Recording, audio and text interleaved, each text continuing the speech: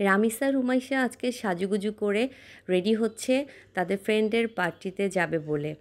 তো তাদের সাজুগুজু হওয়ার পরে দেখেন তাদের ফাইনাল লুক, মাশাল্লাহ। হ্যালো এভরিওয়ান, আসসালামু আলাইকুম। কেমন আছেন সবাই?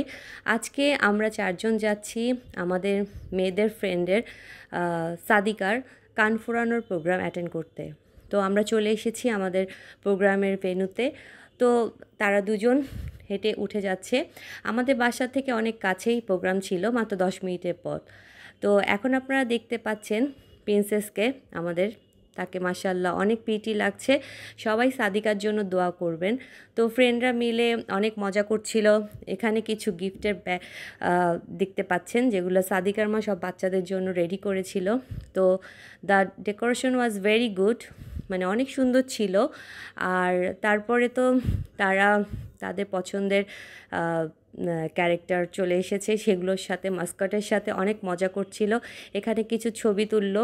ছবি তোলা শেষে আপু ভাইয়া মিলে বাচ্চাদেরকে নিয়ে কেক কেটেছে। কেকটা আপু নিজে বানিয়েছে।